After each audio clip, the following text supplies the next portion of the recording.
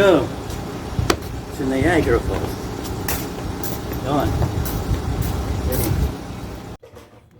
Dinala nga namin pala yung cooler mga guys para ilagay yung mga drinks natin. At syempre may kasamang yelo para mamaya, mainit kasi mamaya 30 degrees, so dapat may mga drinks tayo. Okay, ayun na si Bunso, ready na rin.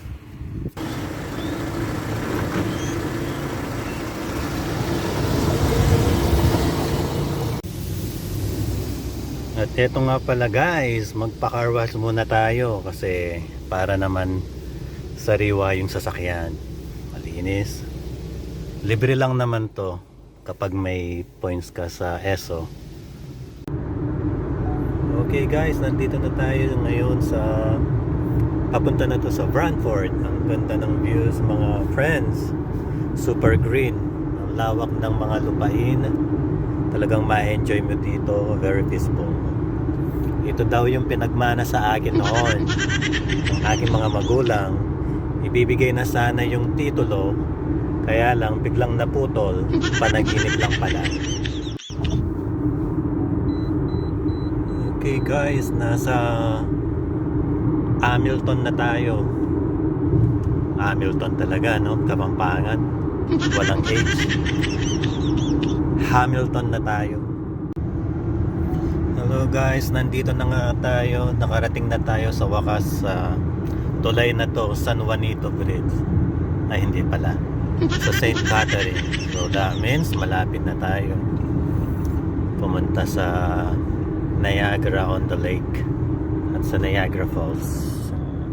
Yun nga mga friends, nandito na kami sa Niagara downtown. Punta daw kami doon. Ito mga friends, oh, $3 lang. Wow, $3, $3.99.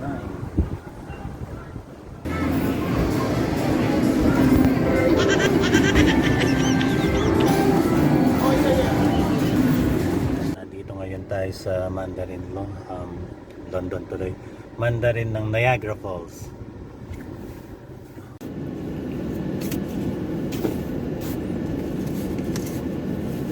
Anak, baka wala na tayong pera, magmandarin pa tayo eh, $10 lang pala nandito. Paano yan ha? Ready ako lang makakain yan anak. Yan. Saglit, may paraan tayo dyan.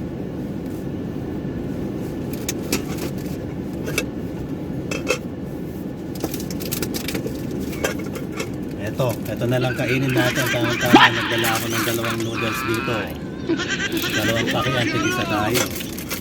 Tsaka itong kaserola ha. Hingi na lang tayo ng mainit na tubig. Solve na tayo, huwag na tayo magmandarin mahal. $10 lang palang baon natin. At ayun nga mga guys, hindi kami nakatiis. Kumain din kami sa Mandarin, sa favorite ni Bunso. Ayun nga mga friends, tapos na nga kami kumain. Actually, hindi kami nakatiis kaya kumain na. Sana all. Kaya patapos na. Kaya busog na si Bunso. Siyempre si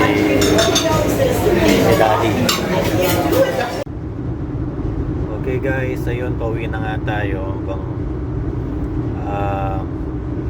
Nag-enjoy naman kahit pa paano. So sulit naman ang aming pagpunta sa